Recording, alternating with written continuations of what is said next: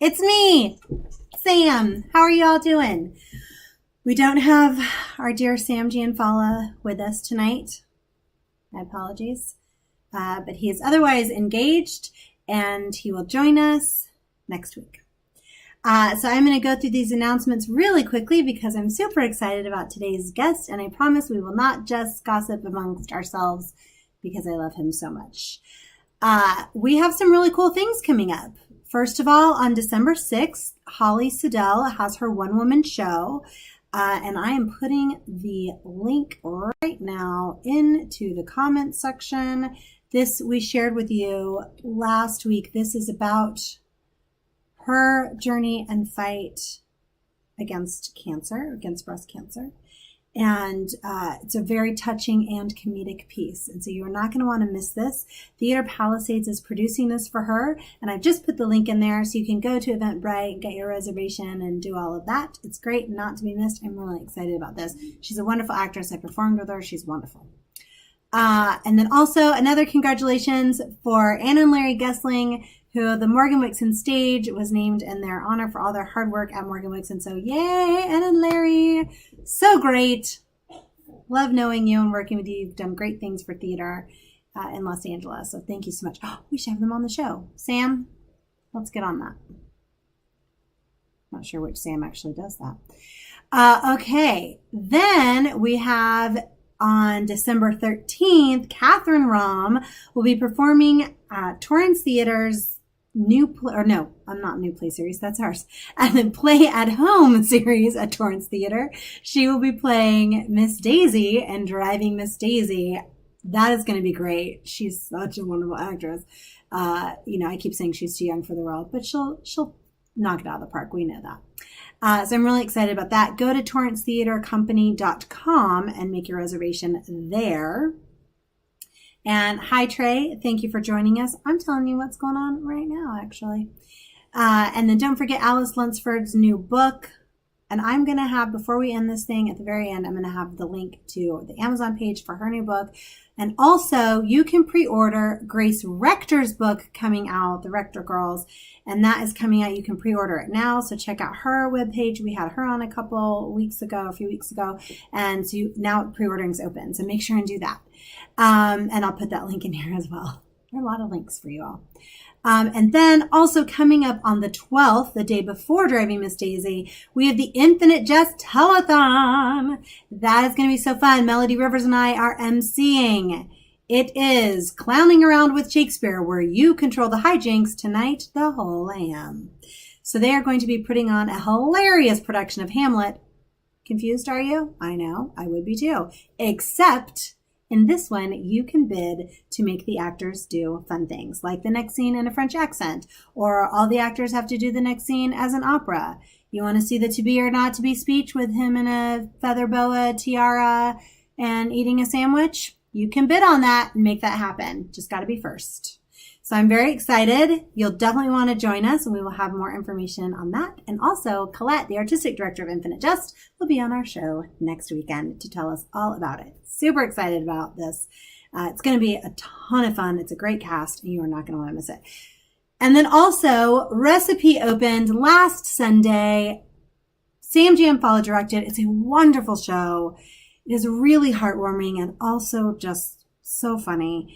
And the actors are fantastic. A wonderful second production we have of our new play series. And so I definitely want you to make sure that you get to see that. So go to YouTube. You'll see it on there, Recipe. It's not long. So you can just sit down, relax, and have a heartwarming production. I don't want to give anything away. It's very moving. It's very sweet. We had some of our actors on last week. It was great. So make sure and watch that video of that. So that's it. Yay! And as always, if you have any questions, comments, concerns, or funny jokes, please email marketing@kentwoodplayers.org. Thank you. All right, now we're going to move on to today's very special guest. I have known him his entire life, quite literally. He is very talented. He's a talented actor, director, designer, teacher, and brother. Let's bring on Oliver Orion. Hey. Hi again. I'm back. He's back. This time, we're actually going to get into directing and designing. Mhm. Here's the thing, Oliver. You're extremely talented. You do a lot of different things and aspects. So it's very easy to run out of time talking with you. You have a lot to teach Uh, us. yeah, I think we tried to do everything last conversation. So We from did. like birth until now. So we'll skip ahead this time and really focus in. Yeah, Yeah, pretty I'm much. excited to. Yay! Thank you. So Cool. let's get on. I'm really excited to look at these visual aids that you provided for us, and so let's start talking about what we're seeing. And everyone's gonna be like, "Why is she moving around all funny?" I could just. Visual aid. That something about that just really sounds like 1980s. It really does. It should be an overhead projector or like. Uh-huh. Yeah. Let me start my fanned projector. Get my pointer stick. Yeah, that's brilliant. That's awesome. Hey Ollie, Right. any chance you can turn up your volume a tiny bit?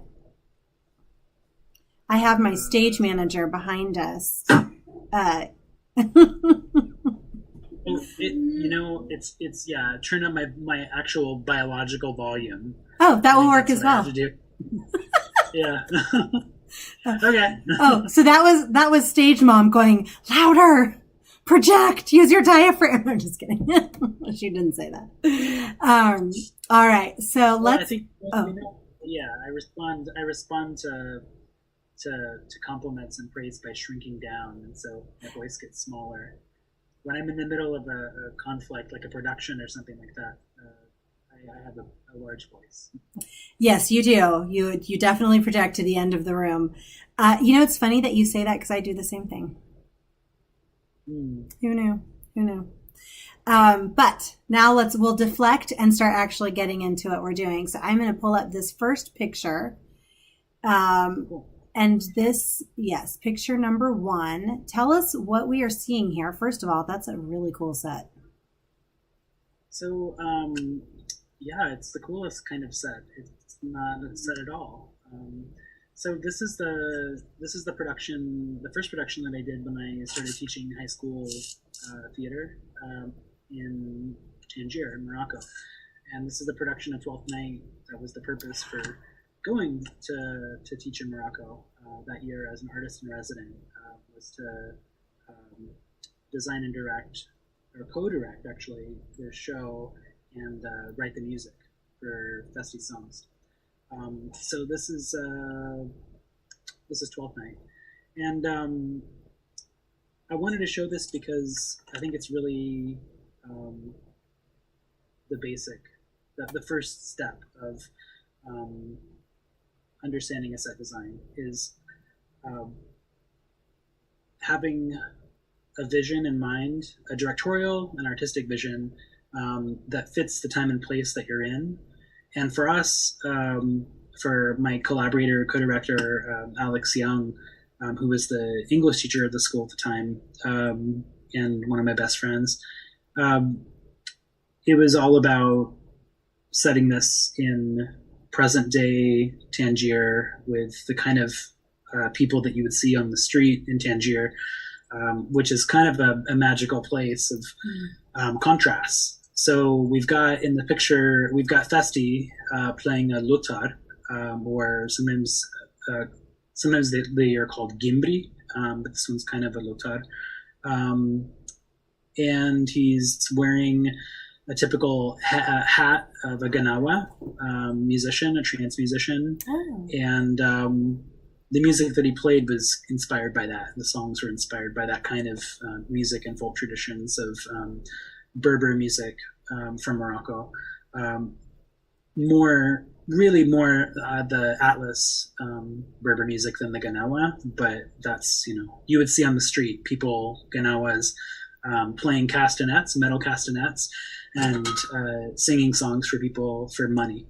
Oh, wow. You would also see on the streets of Tangier ne'er-do-well club guys So we've got some well-to-do bros. We've got Andrew and Toby, and our Andrew was a fantastic darbuka player, so he's playing the darbuka, the drum, and Toby's dancing it up.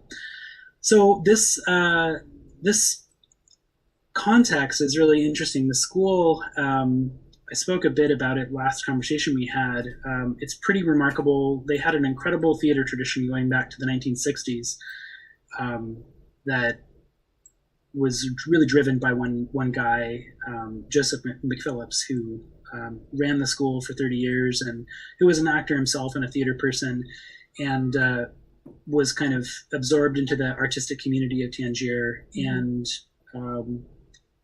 ended up, staying to teach at the school as his job, while also, being friends with all of these famous artists. And so during his heyday of productions, in the 60s especially, he had Yves Saint Laurent and Brian Geisen designing his costumes, and Paul Bowles composed music for plays at the American School of Tangier. Paul Bowles, the great American stage composer, well before he was known as a novelist, for the book The Sheltering Sky. He was the original composer of the music for Eugene O'Neill's Iceman Cometh, and for The Glass Menagerie. His Glass Menagerie music is fantastic.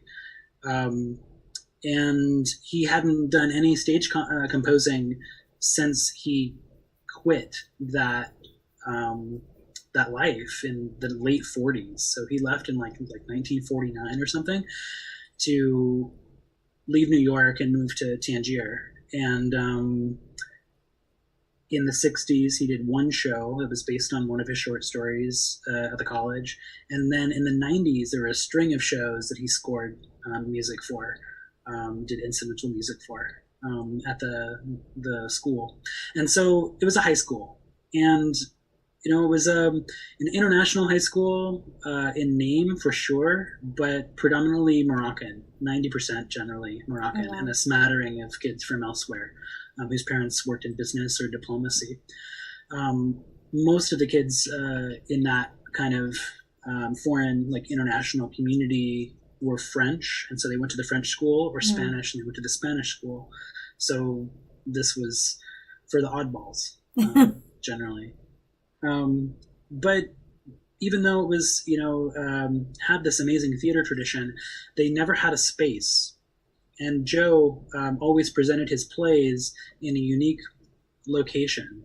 So some of his big plays and some of those 90s plays that were done with Paul Bowles music were performed in a royal palace in Tangier, the Palais du Marchand. And some of the other plays were performed on campus in different locations. Some of the plays were performed out in the city.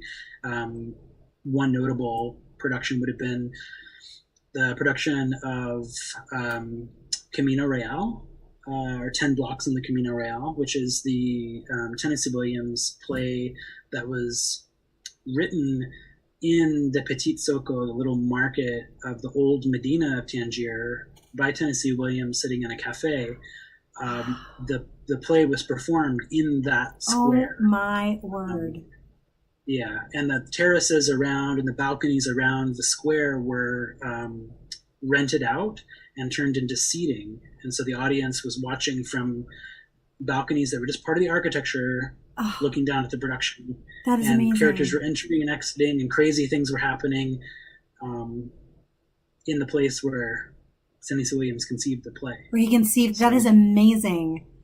Yeah. I've been. It's incredible. It's incredible. So, Joe McPhillips died, and Alex took over for a year, and then the following year was when we proposed an artist in residency and to come over and collaborate on 12th Night. So this love that. photo. Oh, sorry, I have an unstable connection apparently. It's okay. This photo is in a private home, which was a palace. It was a pretty large area, and this is the central courtyard of the house, which had belonged to kind of a lord but which was from the 1800s, so not super old. And we scouted locations all around the city for months before the production. We contracted the space, got it all set up, probably 3 months out, something like that, maybe. And then got all of the things we needed for set dressing and organizing seating and carpets and things like that. And brought all of our equipment in and set up the show. And we had, I think,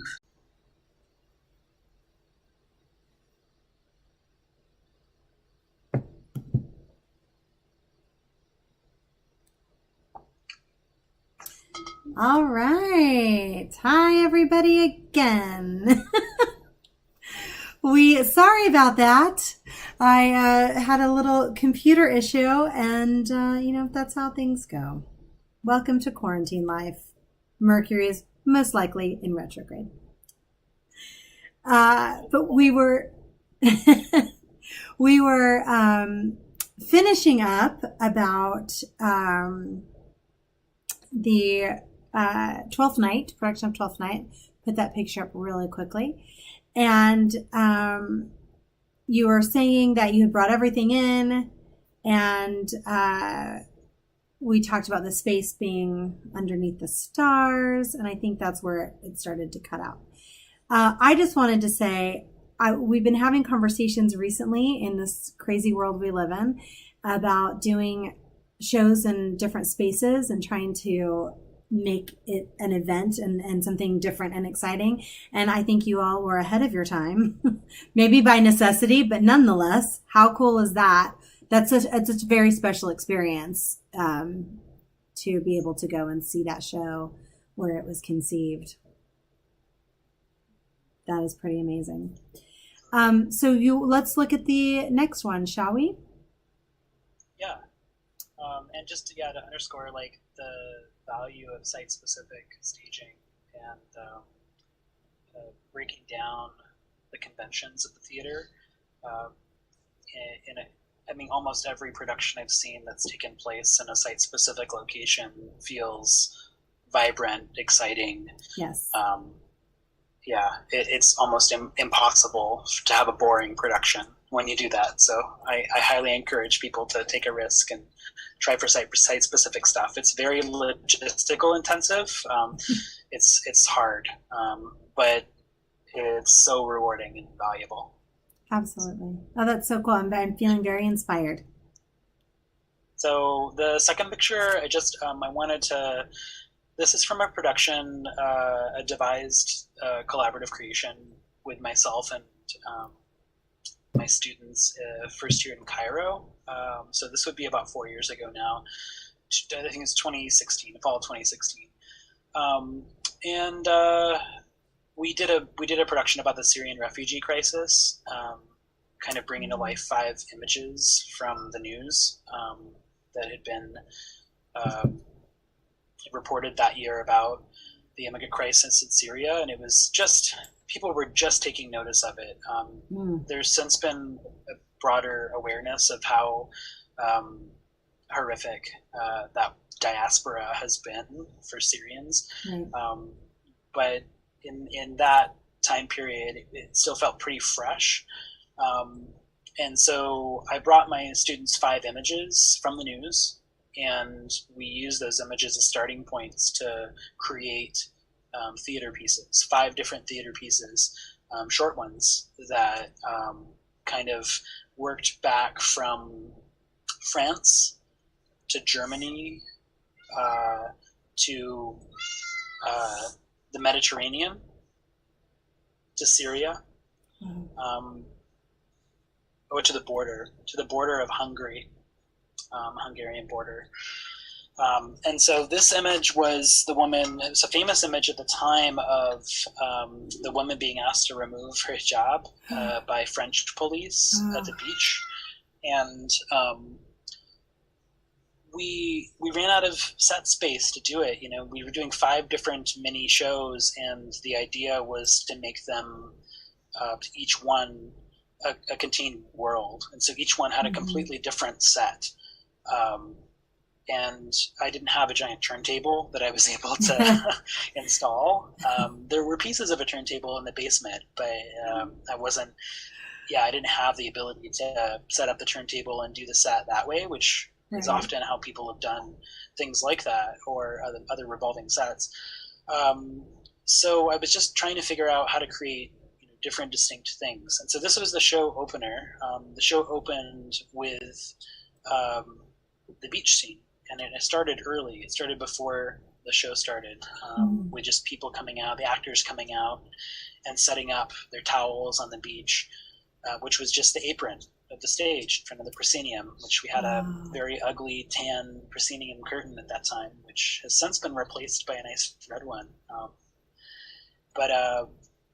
That was the idea. Just create this beach scene from that moment, and use the costumes and props to show that image.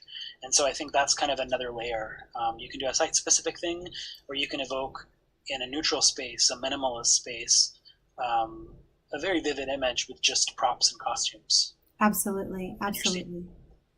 I also love that you used... Oh, sorry. I'm sorry. Zoom. I was going to say, I also love that you use the timing to set that up too, as a pre-show, people just coming in as you would in a beach, coming in, laying out their stuff, and that setting the audience going, oh, okay, I see what's happening here.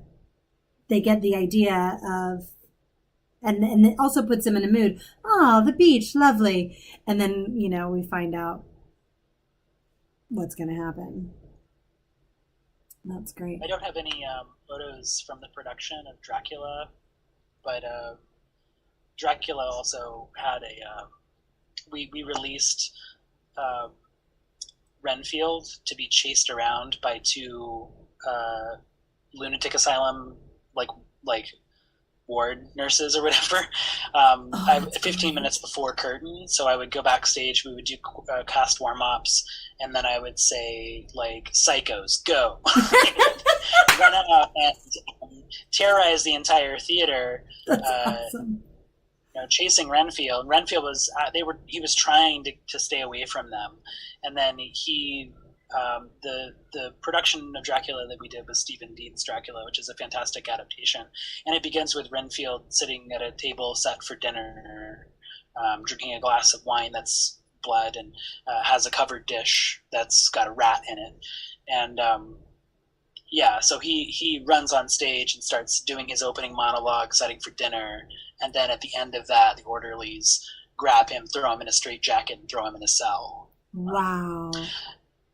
I really wish I had some photos of that set for you. It was really fun. That was a great, I remember speaking with you about it. I loved your visions for that. And then I also loved the t-shirt that says #FangsOut. It was very clever marketing. I love that. Great. Let's go on. Yeah. Yeah, let's go on. Okay. So here is the third picture. And I am very curious as to what this is. Yeah, so this is another image from the devised piece about the Syrian refugee crisis, which we kind of call Future in Reverse. And this is inspired by the story of the swimmer who, and I'm sorry, I'm so blanking on her name right now. It's horrible, but she was an Olympian swimmer who ended up as a refugee, and her and her sister were both excellent swimmers, and they jumped out of the boat that was overfilled with migrants and literally pulled it to shore, swimming. They swam the boat to shore in the ocean when it was sinking. And so this was the stage was cleared for this. As I said, it's like 5 completely different sets. So the set after the beach scene was pretty involved. And that one gets wheeled off, and then I think the border comes next, and then this one is it's an empty stage, side lights, fog, blue light, and a boat that's on casters. So that's a Mm. boat, that's a wagon, and it's being controlled by two people with ropes, so they can spin it around. Oh, And wow. the actors are doing a sequence of movements that we built as like kind of building blocks choreographed to music, Oh, some cool. original music. And then there was a movement component of it too, including a lift. So the actress that plays the swimmer gets lifted by the people in the boat um, above the boat, Oh, and she's swimming wow. in the air. Yeah, she's swimming in the air above the boat, Oh, and does wow.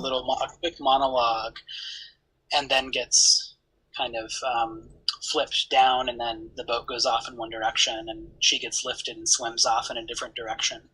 Oh, Um, wow. And that is because the boat was sinking. They had to jump off. yeah, and so, but it was sort of like, the way we got into it was the music was very heavy, Mhm. and it was a really important part of setting the mood of that. And then her monologue was sort of more hopeful and different, and Mm.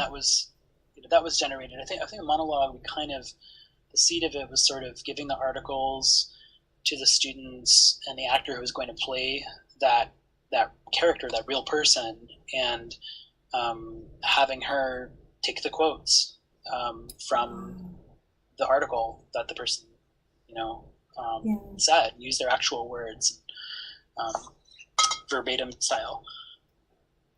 So, yeah, that was fun. I love that though. That's really beautiful, and that's a great use of the the actors in the show, and lighting and fog. That's great. It's beautiful. Yeah. And the actors in the boat, they've got the orange vests that kind of distinguish them. Yeah. I'm so sorry that I don't have higher quality photos with me. The ones I have from some of these productions are raw data, so they're like huge. Of course. And I haven't made compressed versions of them. So yeah, let's continue. Let's go to scene 4, and then hi, cousin Debbie, who's saying hi to both you and me, Oliver. Hmm. He's a big fan. Hi, Debbie. All right, this is for some reason not showing up. Uh, Okay. that's confusing me. Is it okay to go to scene 5, or while I see if I can fix scene 4? Sure. Okay. All right, here is scene 5. Oh, fun. Is this Xanadu? Xanadu, yes. Okay. Yeah. So yeah, just pretty minimal. Just wanted to talk here about like um, the needs of a musical. Um, yeah. And when working with a director, this is not a show I directed. This is when I was collaborating with somebody on how to make disco on like a super cheap budget, just super nothing. Like the like lit columns are just that corrugated plastic, um, like for roofing or like shed roofs and stuff. Oh, wow. Um, Yeah. and it, yeah, and it was just like sitting in the basement of the theater, and so we built these like column frames and painted the bottom of them, and then like left the top clear and installed little mini Fresnels, gelled mini Fresnels, so we could get like, there were 4 different colors, and yeah, and then you could put each one on a fader and have like strobing, patterns and effects with the columns. So in this set, the top of the columns would strobe, the Xanadu lights would strobe, and the sign, like the letters. I think it was we didn't have enough we didn't have enough faders to do each letter. We didn't have enough channels, and so we did groups of letters. It was Zan, Na, do each syllable, Oh, like flashed on its own. Yeah, so at the end of the show, you could do that, have a sing along. Um, but yeah, I mean, this set was really like quick and painful, and I think it was sort of like keep the stage open so a lot of people could be up there dancing, singing, roller skating around. There were ramps for the roller skaters. They could go up on the platforms and stuff. But it was also, pretty dictated by what the director wanted. The director really just wanted a platform. Like, give me like one platform pretty much upstage where I can put some singers and dancers, and didn't really want much else. Oh, and, okay. And so, yeah. And so it was sort of like, okay, well, okay. Well, it was his design. I think he had done it for a portfolio for a master's degree. And so it was sort of like, okay, I'm going to take what you're going to do, and I'm going to try to push it in the direction that's a little more finished. But yeah, it was, fun, cheap, and dirty. You can have a fun trashy disco Xanadu of your own. I love those descriptive words for Xanadu. It's such a good musical. It's great. It's great. It's fun. It doesn't pretend to be anything than what it is. And that's the truth. We do have scene 4. Okay. Let me get that on there. Maybe. There we go. Mm-hmm. So I kind of wish I had this set head on, or sent you a photo of it head on, so you kind of see how the flats blend in.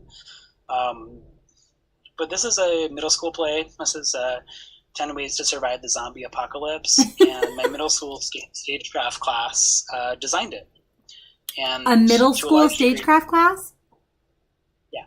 Wow. They designed it and executed the design to a large degree. Wow. And so, yeah. And so this is, a really a bare bones example of like the design process that I'll talk about in a little bit, of just the sequence of breaking a play apart, and how to think about set design in a very elementary way. Mm-hmm. So this set was super simple, it's like, we're like 4 flats, and some crates and stuff, and it was just super easy, and incredible to see the middle school kids like mood board it, draw it out. We had design. Every kid did their own plan and elevation, and then we selected the elements of the best designs. Like the kids voted on the best designs themselves. They had a gallery walk and evaluated their own work and their peers' work, and we selected the elements of the most successful designs and created this set and just built it. And I think this set was built and put up in like 2 weeks. Oh my goodness. Yeah. That's great. Super fast. So like if you take the time to just put some down on paper and you have a good idea to execute, it's really fast. Yeah. So. I also have to say I love the zombies eat flesh sign. Yeah, those were just, that was Google image searches for zombie stuff, but the kids liked all of these logos. And also Kentucky it's true. That's great. I love it. Oh, that's wonderful. Let's look at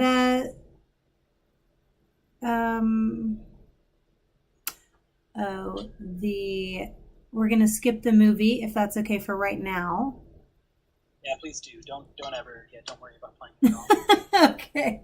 And then we are on the 8th one. Yeah. The movie was a trick shot. It was like it was for High School Musical, and at the end of the show, they've got to have somebody hit a game-winning basket, and so it was just the movie was showing you how we built the trick shot. I love it. Okay, maybe we can see if we can have that at the end. Yeah, it's actually not. It's not important, but it was fun. It was a fun thing to build. I love that. I love the fun stuff. Yeah. So this is kind of bookending the conversation. This is another 12th night. So this is the last production I directed and designed in Cairo, and that's kind of how I bookended my 10 years teaching. Was with 12th Night. I knew I was going to be leaving the school, and I knew they hadn't done Shakespeare forever, and I knew that 12th Night would kill. And it's my favorite of comedies. I could have done Midsummer. It would have been a big crowd pleaser too, but I just loved 12th Night. I just love it. So yeah, this is 12th Night. We've got Orsino's house and Orsino himself on the left. We've got Olivia's house, which was kind of inspired by like a Barbie. Yeah, that makes Barbie sense. house. Yeah, and we've got the garden gate. There's like an arch garden for an exit there. The box tree is center stage, and the box tree for us is also where we imprison Malvolio. So there's like a lattice in the front of that with a window, and we did a trapdoor, and so we had Malvolia stand in the trap room and put her head up through there and hold the bars of the lattice on the box tree. So that's where she was imprisoned. I love it. And did Malvolia played as a female? Yeah. Oh, I love that. Yeah, it was. What a great choice. It was a choice of necessity. We had like an amazing Malvolio cast, like a perfect Malvolio cast, and he got cold feet and quit. Oh no! Quit the show, and we had to shuffle the cast around. And I think the person who played Malvolia was originally going to be Fabian, and was a Korean student who had come from Korea the year before and had been in my acting class.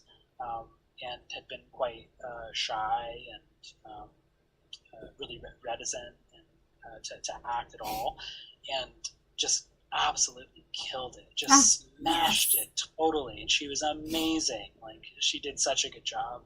Oh, that's the best story. When they're There's, like, oh, I don't know if I can do this, and then they like steal the whole show.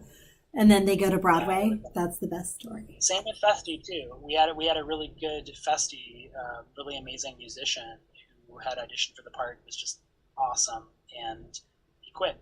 He didn't want to do it, and so I had to shuffle things around and got Melek, who's there in the red jacket, and she was amazing, and a freshman, a ninth grader.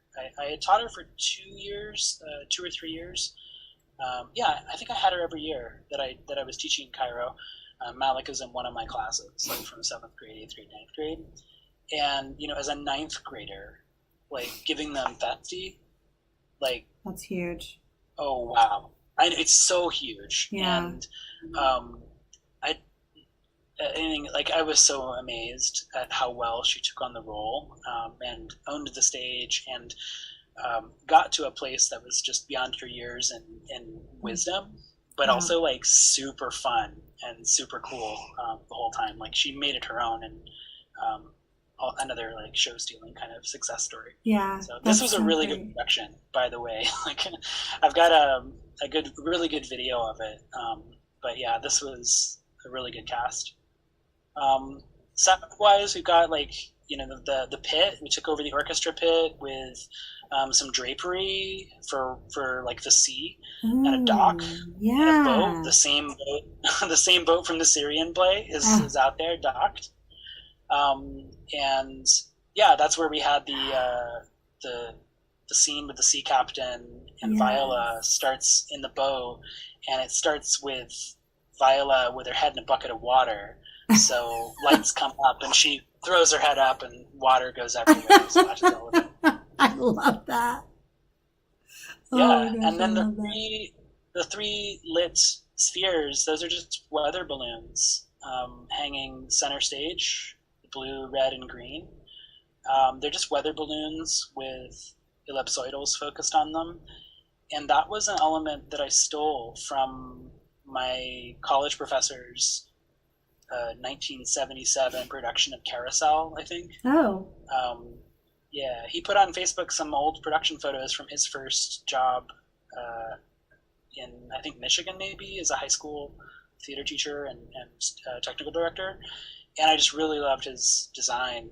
And I was like, how did you do that? What are those elements? And he's like, it's just weather balloons with lights on them. And I was like, I love it. Can I steal it? Is it okay? And yeah, he's like, yeah, that's fine. So I thought it was really fun, and tied the set together, set an atmosphere for 12th Night, which should be festive. Oh, that's brilliant. And exactly. And that's what I see when I look at this immediately is festivity with the bright colors. Immediately, or who Orsino is, who Olivia is, and what mood we should be in. That's great. I love it. All right. And then the next photo is also, it's a detail of Olivia's house from that production. And we've got Toby, Andrew, and Festi about to sing O Mistress Mine. Aww. And we had Olivia sing along with them. So that's Olivia in the window. Did you? Yeah. So, because, the actress who played Olivia had a fantastic voice. She was a wonderful singer. And I thought that it would sort of be a little like seed planted for where Olivia's character is at, because I think she really wants to fall in love. Yeah. And she's looking for a way out of the mourning, and that was sort of a little drop to that of like she's singing along to "Oh Mistress Mine," like outside her house. Nobody sees her. Nobody ever notices. She just comes to the window and sings along a little bit, and then goes away. Oh, I love that. And it's also kind of sad, but that's a really nice touch and nuance. That's great. I love this fence work over here too. Or the gate? Which side of it? The gate? The gate, yeah. And that was, if you see, actually, it says Cubiculo del Tigre. That's a good joke from Mom. So we in the show, like, Toby's like, I'll meet you in the cubiculo, which is supposed to be like Toby's room. And so, like, in this version, it's like a mother-in-law apartment in the garden or something that Toby is crashing in. Yeah. And we've decided, I put Del Tigre because that's kind of like what Toby is. Yeah. He's kind of that, like, this is deep inside family joke, but that's what our grandfather is known as, El Tigre. El Tigre. Tigre Valderrama. So, just that idea of just like suave, like, I don't know. Yeah. No, it makes so much sense. Yes, I'm sorry, what was that last thing? That's what Toby wishes he was. Yes. But it's so funny. I mean, this is such an inside joke with our family, but I totally get it. And I'm like, wow, if grandfather was in 12th Night, he would be Sir Toby. That's great. I love that. Oh my gosh, this is great. I'm also digging the costumes. Yeah. Oh, I love this. This is one of my favorite ones. Illyria. The costumes were done by somebody named Meredith Boring, who's in Cairo with her husband, who's a design professor at the American University of Cairo. And she's awesome. She's legit. And I was able to work with her for a few productions. And yeah, it was awesome to have a real costumer around. Yes, for sure. This is just a sign for, the opening. So, like, trying to extend the show out into the audience more, like pressing out into the audience, like with the boat and the orchestra pit, the sign kind of there lit up. Welcome to Illyria. Laissez le bon temps brûler, the motto of New Orleans. So, trying to think about Mardi Gras. Mm-hmm. This production was inspired by Mardi Gras. And actually, I forgot to say, even though Olivia's house looks like a Barbie house, that is an actual house in New Orleans. Oh, that wow. Color scheme. Oh, yeah. Is an actual house in New Orleans. Pink brick, green shutters, and green door. Oh, yeah, for sure. Yeah. Amazing. Anyway, yeah, I forgot to tell you that's the setting this production. It's kind of New Orleans. And then we've got a street lamp and a little old radio turntable, and that's how we start the show with the music playing. And yeah. And that's so brilliant and necessary. But I'm sorry, I stepped on you. Go ahead. Oh, I was just going to say, I think that's so brilliant and necessary with Twelfth Night, because music, I mean, it's the musical that Shakespeare wrote, and it's woven throughout the entire thing, and it is very informative. So I think that's beautiful mood setting. As soon as you're walking in, welcome to Illyria, and you've got that music playing. That's brilliant. Yeah. So we had Curio come out and turn on the record player and drop the needle, and then just jam out to some music. Nice. And then as like Orsino comes in and starts the monologue, we did it with actual music. So for this production, I actually used a Avicii song for the start, which is like really, it's out of character for me, but it was a song that the kids liked, and Avicii had died that year or the year before, and it was the feeling my way through the darkness. Yeah. That one. Yeah. Yes. And it's it starts out like a folk song, yeah, and then the beat drops, right? So it turns into a house song. The do do do do do do do do do do do do do. That's when Orsino would be like, enough, no more. It's not so sweet as it was before. Brilliant. So you just use the stuff. Brilliant. Yes. I love it. That's everything. Oh. And then I think the last picture is just the backside of Olivia's house, and I just wanted to show people the kind of craziness of this. Also, I love your theater. Oh, I know. It was a great space to work in. That was a lovely house. We just I wanted Orsina's house worked out well to just be flats, but Olivia's house needed some dimension to it, so we built it with 3 sides or three and a half sides and a roof, and just so you can see like the flat that includes the front of the house. The whole front of the house is one flat with the gable and like the shingles on the peak of the roof that were blue in the other picture.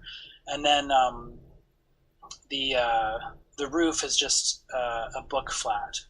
So you build two flats and hinge them together and put top hangers on it, and that can just be unscrewed and then twisted flat, and you can fly it out. Oh, so nice. Between shows, yeah, because this was a really busy theater, and there were I think I had events all the way up until like the Wednesday or Thursday before tech in the theater or so. Wow. So like there was very little time to install the set, and it seemed to happen every production I did at that school. There would be like, I couldn't ever build the set on stage ever. It always had to be something that I could break down and reinstall. Wow. And it was like a freaking rep, and that's just like, my word. It just changes everything. It changes everything when you're not a crew, when you're like a single person doing that. Like if you're in a crew, it was me and my stagecraft class for like an hour, or an hour and a half, every other day, and an assistant sometimes. So to be able to, the kind of institutional culture of the school didn't really consider those things. The theater was the most in-demand space for people to do all kinds of things in. Yeah. And so, I just like the first year I was there, it was really difficult to see how busy and kind of disorganized that space was scheduling wise. And the second year I became the theater manager, so I was the person scheduling it. And so at that point I was like, there were some aspects of scheduling in the calendar for the year that just were departmental or were like institutional traditions that couldn't be moved. Right. And I just learned to be flexible and to like solve those problems. And so you end up being like, cool, I'm going to make a roof that flies out and the set Right. totally breaks down and it can be put up in a day. Yeah. So that entire set, and I'm going to go back to it, that entire set could move away and then come back in between So it wasn't performances? Yeah. So it wasn't on a wagon at all.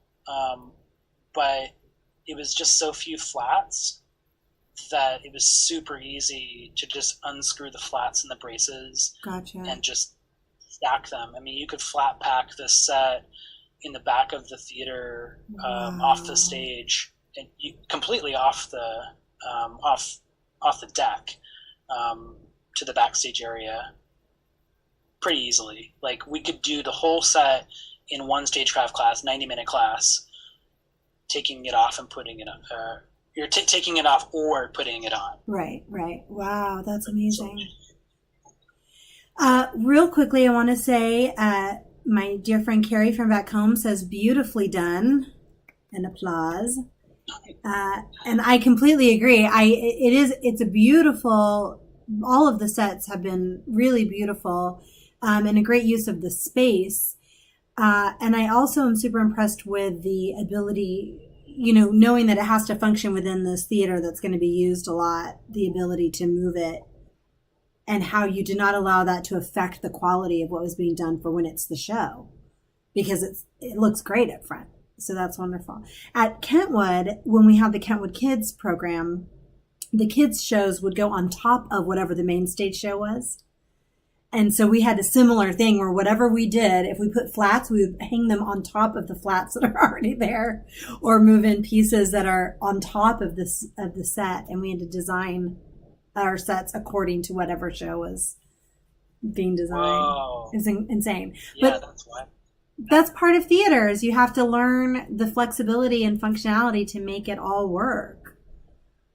Yeah. And I think the lessons of coming from picture one of like just throwing up 12th Night in somebody's house, right, a fantastic house, like an incredible house that like looks like a set, but going from that to running a really busy theater and having to use a proscenium, I don't have the opportunity to do any productions outside of the proscenium.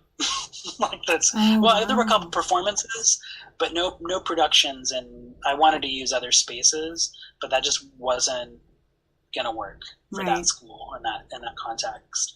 So yeah, and I pushed my IB kids as much as possible to not use the proscenium. And 1 year the kids really embraced it, and we actually turned the trap room and theater basement into performance spaces. Nice. Like the orchestra pit was the performance space. Nice. For yeah, but like most of the time, like at that when I got there especially, my seniors thought the only way to perform was on the stage. Right. And I think if your perspective is that theater needs to happen on a proscenium, that so determines so many things about how you're interacting and the responsibility that you have as a designer, because designing for a proscenium there's a lot of work, and there's a lot of things to know about sightlines and such, and I think if your focus is the performance and the theater making, you can do more with less most of the time. Yeah, absolutely. Yeah. And I think it's really important to stay focused on what our job is, which is to tell the story. And if you open yourself up to telling the story without a limitation, you can get really creative in what you can use to create the mood, to create the world. So I agree with you. And, sometimes it's nice to use just proscenium, but it is also nice to have some different options. Let me ask you, when you're starting as a director, and or designer, and tell us, what's your process? How do you start? And are there differences between the two jobs, or do you basically start the same way? So yeah, they're different. They're really different in terms of like the approach. In a lot of the work that I've shown you, except for Xanadu, I guess, I was designing and directing both. And so it was just all one process, one creative process. But I think the processes are quite different if you're just doing one role or the other. I think they begin in a similar place, and I think they parallel each other in quite a few ways. I kind of like I love and I follow the process that Michael Gillette puts out in Theatrical Design and Production, which is like the textbook on design. And his process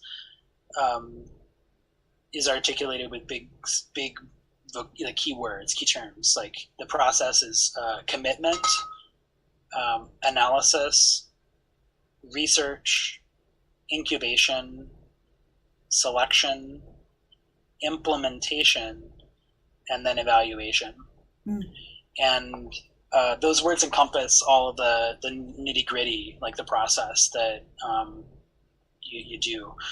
So like for me, I follow that process, and I've broken it down for kids, and like that's how I taught middle school kids how to do a design process. That's how I taught high school kids how to do a design process. But it begins with the first reading, and the idea of the commitment. You want to give all of your attention and all of your faculties and all of your creative well of resources to the work by reading it, and the first time slowly for enjoyment, not with a mind towards your job. You're just reading it, trying to get whatever you get out of the work and to let it speak to you. So I think that's one thing that's really awesome about theater and theatrical disciplines in the technical side of things, is that we're doing something quite technical, and we're drafting and building and such. But the first step is approaching a work as a theater artist, as any other theater artist. Like as an actor would read a play, as a director would read a play, the designer also reads plays. Right. Yeah. I mean, if we're doing things in the traditional way. If you're doing something totally different, if this is about devising, all of this happens in reverse. So you don't do any of this stuff. You just start doing stuff, and then eventually you come up with a script, maybe at the end, right before you perform. But yeah, so I think if you're doing it the trad way, the traditional way, first reading is for enjoyment. Following the first reading, you might have a production team meeting with everybody on the production team, the artistic team, sorry. And then you might do that after you do a second reading of your own. I think it depends on kind of the people that you're working with and what their expectations are for how they're going to interact with you about your work. But yeah, your second reading is for the technical needs of the play. Like, what does this play need to work? Right. You're looking at entrances, exits, major scenic elements that are written into the play that have to be realized in some way. All that stuff, the stuff that makes the play, and how to do it. Right. And taking a lot of notes about that. And that's the analysis stage of doing it. And then once you kind of have an idea of what the play needs, either you're working with the director to come up with to fulfill the director's intent, or perhaps in some cases and sometimes in the professional world, you're articulating your own intent as a designer for the show. I think the way it works in educational contexts and the way it works in a community theater context, when you know your people and you're a team together, you're collaborating, is really different from professionals and who are hired a contract for doing something, for doing a job. It's just a little bit different, right. And I think those people are trusted to do what they do as professionals, and when they're hired, it's like we're hiring that brand, that style, that right. way of working, and we're going to go with that because you're a professional and that's what you are. But I think in other contexts, it can be more collaborative, and I think it's nice to be more collaborative. I think if you need to know your artistic team well, and there's a line between the director should have a well-defined intention for why they're doing the play, mm-hmm. and why it matters to do this play in the time and place that they're in. Like, what's the point of putting on right. 12th Night in that moment? Or it needs to be there for an intent. There needs to be an intent behind that, and that often means an overarching artistic vision. So the directors interpreted the play in their own way, choosing the things they want to focus and highlight. They've decided what they believe the themes of the play are, and the setting. They've chosen it, whether they're doing what's written in the play or they're choosing to set it in a different time or location or context, establishing the feel for the production, and possibly as a director even having an idea of what the visual style could be. And then the designer's role can be either to help the director solidify that vision more and then build from a combined artistic vision for what the show needs to be, right. Or it can be in service of that vision.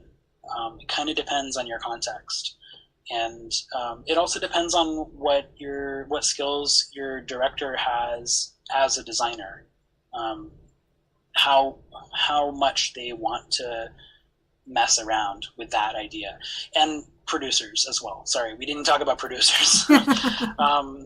So yeah, there's a lot of things that go into that discussion about how the art gets made, and I think that's one of the joys of doing educational theater, doing plays in high schools with no budget, shoestring budgets, and just your having to do it all, wear all the hats, and design and direct, on your own, mm-hmm. Is that you don't have to collaborate with other people necessarily. You can execute an artistic vision with your students. At least you should be collaborating with them for sure. But you don't have to muck around with other adults who might have different ideas for where things are. People are people, and some people don't share the same aesthetic reference points or same vibe that you do, right. or same interpretation of text. I think this well, that some people don't have the same interpretation of a play. Right, exactly. They think it's a completely different thing than you think it is, but you've got to be in service to that as an actor or a designer, to help them get where they want to go with their production. And all this is to say there's huge caveats to this. We're talking about how American theater has been made from the early 20th century onward. It might be dead. It might be something different now. And I think I have a lot of nostalgia maybe for some of that process and some of the traditions, but I don't believe that they're the only way to do things. And I kind of consider myself a traditionalist in some way, in terms of following a process or kind of a traditional design process, or breaking down a script like I break down a script as a director. But I'm also really open and have done quite a bit of collaborative creation and also weirdo performance art stuff. And I think, and vaudeville crap. So I think there's so much there's so many other ways that a performance can be a performance, right. That these are useful tools in the context of a professional theater or semi-professional theater, or a theater that needs to function as a standard American theater with, season ticket holders and stuff. Right.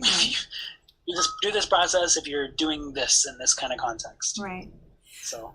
Well, and I think too, it's really important to have an understanding of what all the tools are so that you can have them at your disposal when you need them. There might be a time that you're doing something in an alternative space or in a different way than is traditional, but you still have that toolbox where you go, this isn't working. What can I use? I know. And then you can use that tool to come in, and vice versa. If you're doing traditional theater, but you're just missing something or something's not working, man, pull that tool out of that non-traditional exercise or space or experience and try that. And I think that's why we have to be open as storytellers and creatives. So you can't be representative. If you're just doing a thing you've always done, or doing it in a way you think is how you learned it in a textbook or whatever, that's you have to do it with intention. You have to be present with the work and understand why you're doing the work you're doing, and make the choices artistically that fit. Yeah. So. Absolutely. Well, Ollie. Do you want? Yeah, go ahead. Is it time? Is it time? Or we're close to time, yes. But did you want to say something? Oh, I don't know if did you need to hear about directing process or that kind of stuff? Yeah. How is it different from what do you do as the director when you sit down? I do it the same way, and I do it the way my beloved theater professor Debbie Holmes did it back in the day. Pretty much, we do a table reading, do a really fun table reading of the show, and with the whole cast. And it's often the first whole cast meeting. So people have been cast. They may have seen each other around auditions. They've had the cast list come out and the excitement of that. And this is the first gathering.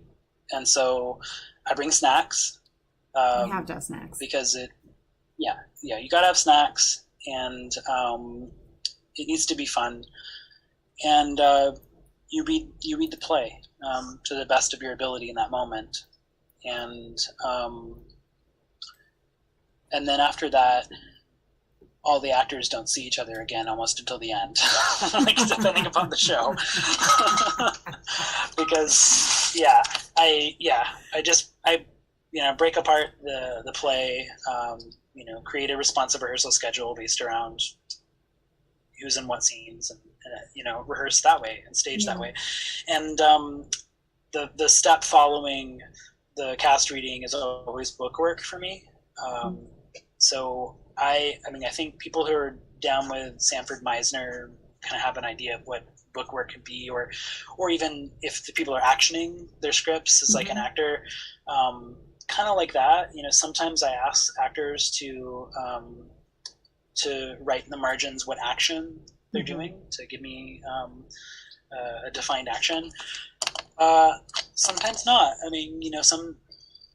think it depends on if the actor is there already and they understand the context, like kind of existentially of the character, or if they're struggling with it, then we can add in that scaffold of, motivation and, and action. Yeah. And then, so we break the scene apart. We, with the actors, mark the beats. Even if I think I know where it is, the actors, I ask them where they think the beat is. And that's the way Debbie did it with me too. I think it's really helpful because you clarify the movement of the play, like as a team, kind of collaboration. The director can, course correct and say, well, this is kind of actually where I was hoping we would go with this, and I'd like to see something like this. But yeah, if you're doing book work, and your actors are there to be open-minded and learn about the play, the script, and the director's intent, or what they're trying to bring out of the text, then I think the actors get there. Right. They often just know. Like, they're like, yeah, duh. So yeah, and actors know. Most actors know. They do their job, and exactly. That's kind of what I trust. I'll do character work with students or with actors during book work when we're breaking apart their scenes. And the character work can be all kinds of things, improv and movement and whatever the play needs. And then once book work is done for the entire show, I do the whole show, book work, then I start staging. Yeah. And I stage fast. I come into the rehearsals. I'm pretty prescriptive about body movements on stage. I'm not prescriptive about performances, and I think that's something that some directors spend a lot of time acting coaching. Right. They're trying to, they want to show their actors how they want to hear it. Right. And they might even mimic it, and ask them to kind of say it the same way. Right. And that's for me that's against my philosophy. Right. I cast shows knowing that when I cast, I'm making a commitment to that actor in that performance. And the reason why I cast them is because I see that they can master that performance, that they have a perspective on that performance that they're already going to be bringing to the table, that I don't have to coach them and try to make them be something that they're not to do that performance. Right, exactly. Right. Yeah. So, and so what goes along with that is also just acting styles. I don't, I guess if I had to be put in a box or something like that, it would be like Peter Brook probably is where home feels for me in terms of guiding actors. It's about an investment in human capital, an investment in that person, that performance in that moment, and the storytelling of that. I do love physicality as a tool, and but yeah, I'm really, really not at all into method in any way. Oh, interesting. And I think I've always been weird because I feel like such an untrained actor in some ways, because of the way my path to doing it. I've never felt the need to try to follow some kind of formula, and no one's ever forced that upon me, even though I've been educated in the great acting theorists, all the people that they talk about that supposedly tell you how to act. I don't buy it at all, and I think that the method especially leads to the worst acting. Oh, interesting. And to me, that kind of acting leads to the death of the theater because it's boring. That's how I feel. But I'm doing character work. I'm doing book work. I'm thinking about the play kind of Meisner-y a little bit. Interesting. And when I stage, I already know because, especially if you're the set designer and the director, you know how the set needs to work. Right. And so I know where bodies move on stage because of that. Right. And if it's wrong, if we stage it and we try it out and it doesn't feel right, then you feel it and you're like, oh, cool, okay, that's definitely not the way to solve that problem. We're going to work on it a different way. But I ask actors to take clear blocking notes and to mark their crosses when they cross and to cross where they need to cross. Because I believe that staging matters from an aesthetic point of view. Composition on stage matters greatly to me. And I also believe that movement on stage is the foundation of drama on the stage. That if I'm having actors stand and talk to each other, and if they get stuck, this with this situation, that's death. Yes.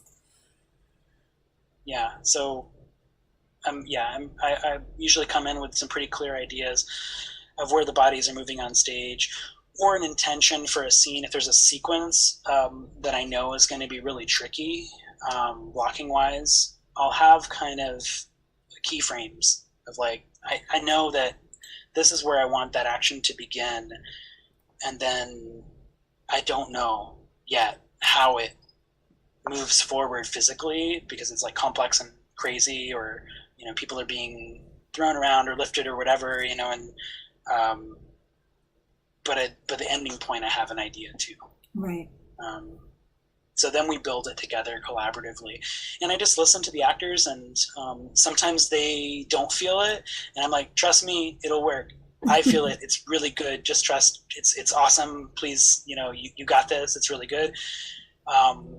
And sometimes they're like, I don't feel this, and I'm like, yeah, I don't feel this either. Let's fix it. Let's fix it. Yeah. Yeah. And I think that's really important. Like, a good example, like I know we're probably out of time, but an example is a production of Midsummer. So the lovers quarrel scene in Midsummer, which is just like so physical, yes. Like insanely physical. And, I did it during a summer arts thing in high school, doing Lysander. And, I mean, it's just like, it's the funnest scene in the play. Absolutely. I think. Absolutely. Yeah. And for some reason, the person who was directing the production, who ended up quitting a week before the show opened, leaving the production to me to fix, had staged that scene with asides where the other actors on stage were frozen in place, could not move, and actors were looking at the audience pretty much and doing asides for the lines in that scene. Like, it made absolutely no sense. It was slow. It was dumb. Like, I have no idea what could have possessed this person to make this decision.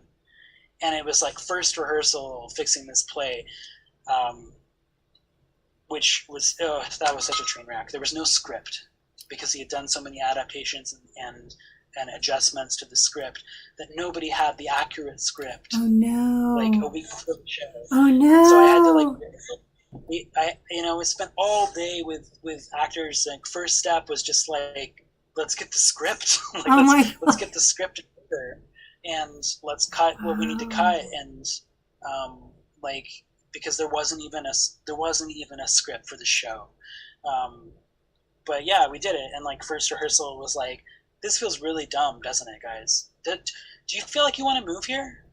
Yeah, I feel like it's so weird just standing here frozen. It's like, yeah, it's really crazy. Let's not do that. Like, let's fix this. And you fix it, and as soon as you, I don't know, like, some of those things, I just don't know how somebody could make that decision. But some people try different things, but you have to know when it's not working. You do have to know when something's not working, and I think you have to be able to be flexible enough to try other things or to let go of an idea that was a great concept, but is not being executed in a way that is serving the story. And I think exactly what you're talking about. I mean, we have to be able to listen to our actors and also be able to guide them. So it's finding that balance, but sometimes we might get a little too heavy in the guiding part and not listening. And then, but you also have to have a vision and have a purpose of what you're trying to tell. Otherwise, then the actors they flounder, and then they start coming up with things because they don't trust that they're being led into visions. I think you're right. So it's that balance. I want to say real quickly, Glory, dear friend of mine here, head of our DEI committee, says you're a superhero from that story. And I think that is absolutely true. Where were you during my Midsummer Nightmare? Laughing in the audience. No, I think that's great. It was actually a really good production. My Midsummer? Your Midsummer? My Midsummer. Yeah, your Midsummer, I'm sure, ended up being great. We're not going to talk about mine. But that's wonderful, Oliver. And we do need to wrap up, but I wanted to thank you.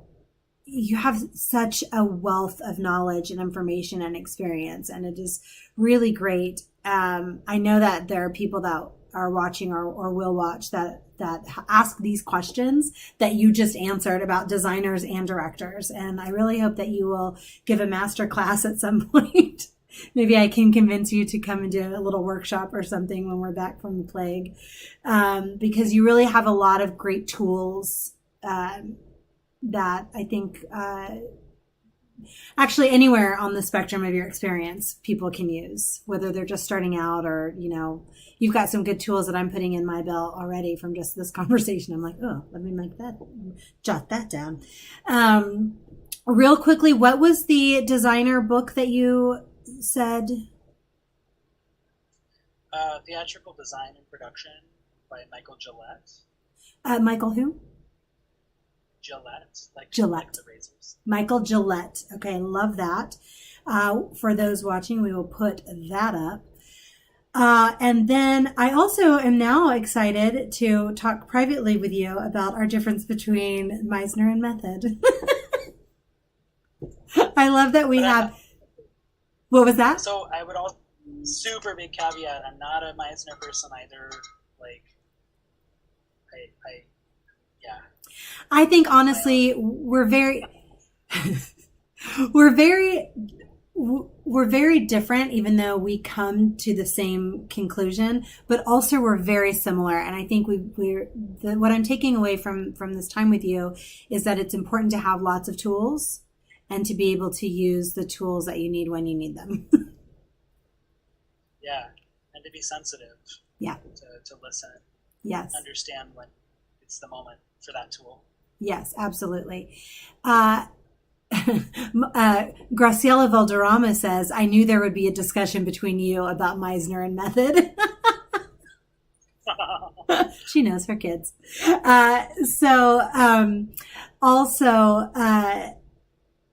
I really want to touch on, I think it's great, the process that you talked about with directing, sitting down with actors, doing the book work, making sure you're all on the same page, sharing that artistic vision. What is the story that we're telling?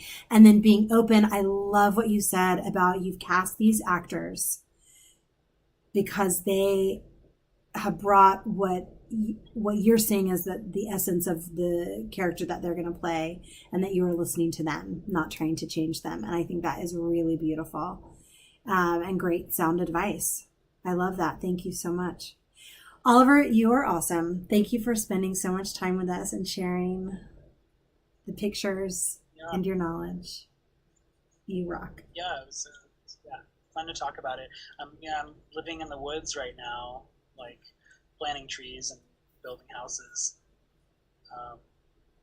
We didn't do the land acknowledgement, but I'm coming from the Clatsop-Nehalem lands and northwestern Oregon.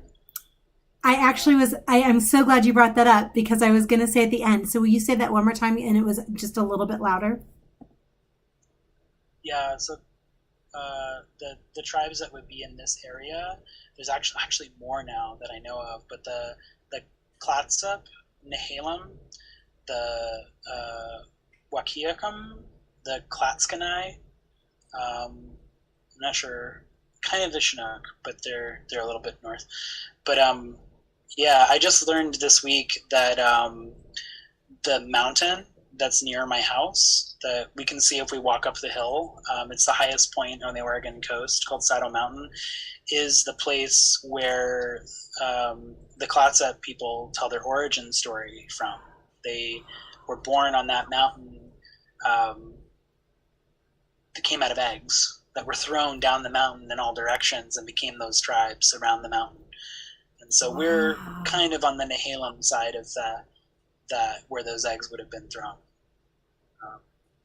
And I'm trying to reach out. It's a small group. They're not a recognized tribe, really, like federally recognized, because they kind of got. They were never evacuated to a reservation, and instead they stayed in their homelands until they were just sort of slowly pushed out by settlement over time and joined other tribes in the area. And so they kind of lost the opportunity at that point to become federally recognized.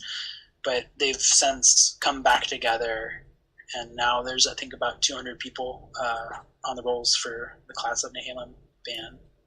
That is wonderful. Well, I thank you for acknowledging the land on which you're on and the tribes, and for learning more about the people. That's really great. And thank you for sharing that story.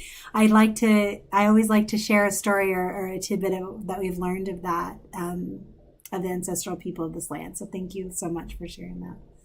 That's beautiful. Oh, yay. Wonderful. Well, enjoy being out in the woods and building houses. And if you want to send us pictures and tell us whether or not they look like Olivia's house when you're done, we'd love to see that. Okay. And everybody, thank you so much for joining us. You are wonderful. Thank you all, as always, for all of your support. Make sure and check out Recipe, which is streaming now. You have until the middle of December, and I'm not getting the date right now off the top of my head, but you'll have it. So make sure and get it in now. And then also next week we have joining with us Colette from Infinite Jest, the artistic director from Infinite Jest, to talk about the whole ham. You're not going to want to miss this. We'll see you guys later. Take care. Bye-bye.